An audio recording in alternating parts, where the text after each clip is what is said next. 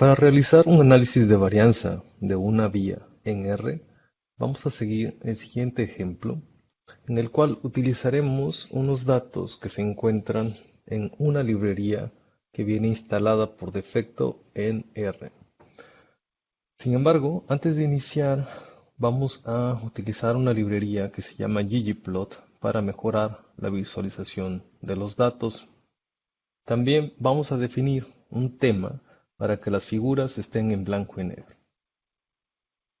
Los datos que vamos a utilizar tienen por nombre chicwts. Si usted pide la ayuda de estos datos, R va a mostrar la siguiente información. Para apreciarla de una mejor manera, voy a maximizar esta ventana. Como podemos ver, estos datos se encuentran en la librería Datasets y contienen los pesos de unos pollos por tipo de alimento. ¿Ok?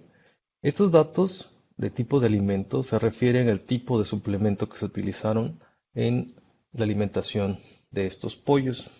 Estos datos se refieren a un data frame que tienen 71 observaciones y 2 variables, es decir, 71 renglones y 2 columnas.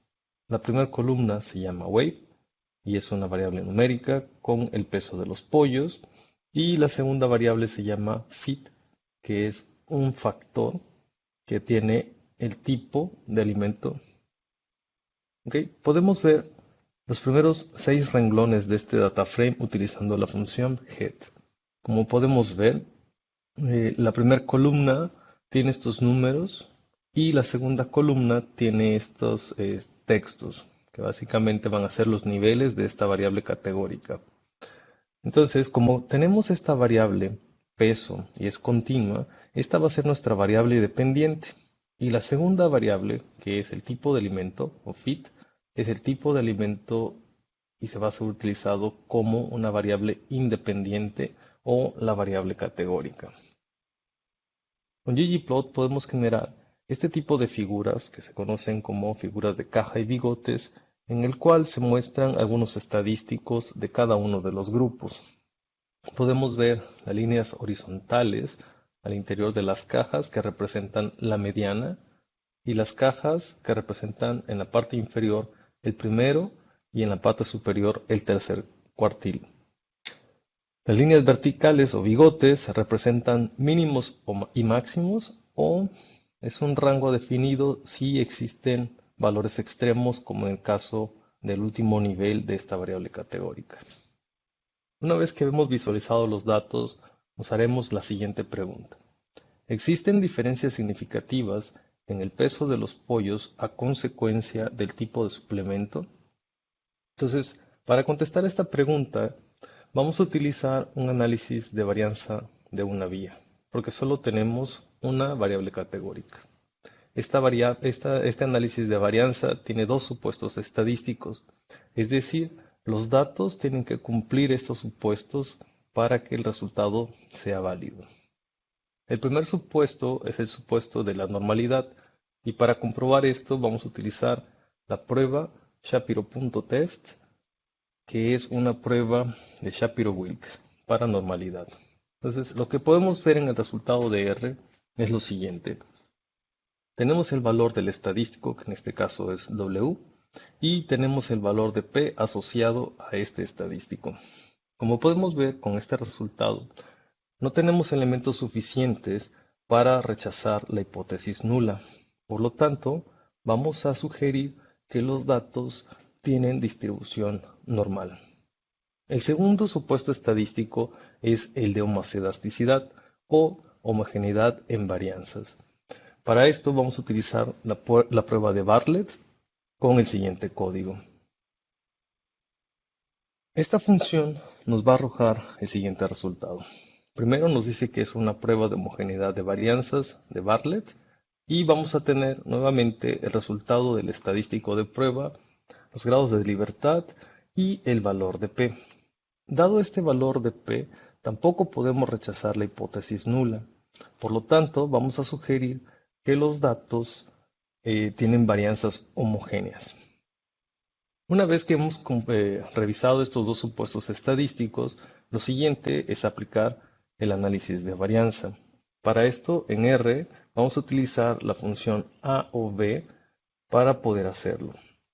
Como podemos ver, vamos a expresar el análisis de varianza a modo de fórmula en R, donde nuestra variable dependiente está en función, con este símbolo de tilde o virgulilla, de nuestra variable categórica. Una vez que ejecutamos esta línea de código, vamos a ver que el resultado de R no es el que normalmente esperaríamos, porque no nos da el resumen estadístico de la prueba. Por el contrario, solamente nos muestra la suma de cuadrados y los grados de libertad. La primera columna se va a referir a la suma de cuadrados del tratamiento y la segunda columna a la suma de cuadrados del error. Para poder visualizar un resumen estadístico es necesario generar un objeto en el cual se van a almacenar estos datos. Voy a llamarlo aob.pollos y ejecuto la línea de código. Y una vez que se ha creado este objeto, puedo pedirle a R que me muestre el resumen estadístico. Como podemos ver en el resumen estadístico, vamos a ver la tabla del análisis de varianza, en donde el primer renglón se refiere a la suma de cuadrados del tratamiento y el segundo a la suma de cuadrados de los residuales, que se les conocen como las fuentes de variación. Tenemos en la primera columna los grados de libertad de cada una de estas fuentes, las sumas de cuadrados en la segunda columna. En la tercera columna vamos a tener el promedio. En la cuarta columna finalmente vamos a tener el estadístico de prueba, que en este caso es el valor de F. Y finalmente, dados los grados de libertad y este valor de F, vamos a obtener un valor de probabilidad. Como podemos ver, el resultado sugiere que existen diferencias significativas, dado que el valor de P es menor a 0.05. Por lo tanto, podemos rechazar la hipótesis nula y concluir que hay un efecto significativo por el tipo de alimento en los promedios de cada uno de los grupos, o al menos de alguno de los grupos. Nuevamente, para reportar estos resultados podemos hacer uso de una figura agregando, por ejemplo, en la parte superior de la figura, el resultado de la prueba estadística. De manera tradicional, utilizaremos la letra F para describir el estadístico de prueba, que en este caso es el valor de F, y como subíndices los grados de libertad, que se refieren a los grados de libertad del tratamiento y del error. Note que hay una coma para separar estos grados de libertad. Después de esto ponemos el valor aproximado que obtuvimos de F y el valor de P de alguna manera categorizado, y en este caso P menor a 0,5. Y aquí podemos ver en esta figura nuevamente el resumen estadístico de cada uno de los grupos, y así también podemos ver los valores observados dentro de cada grupo. ¿Okay? Otra forma de reportar estos resultados va a ser a manera de texto. Como ejemplo, les pongo el siguiente. Existen diferencias significativas en el peso de los pollos a consecuencia del tipo de suplemento alimenticio. Note que cuando reportan que existen o no diferencias significativas, es importante poner dentro de paréntesis el resultado de la prueba. Note nuevamente el estilo que estoy utilizando, en donde pongo el valor de F, los grados de libertad y también nuevamente el valor de P a manera de categoría. Y en este caso, nuevamente, P menor a 0,5. Sin embargo, esta prueba estadística solo sugiere que al menos uno de los grupos presenta diferencias significativas. Tradicionalmente, se utilizan los promedios y el error estándar para tratar de sugerir cuáles son los grupos que están variando entre sí. En esta figura, note que cada barra y cada punto representa el promedio de cada uno de los grupos.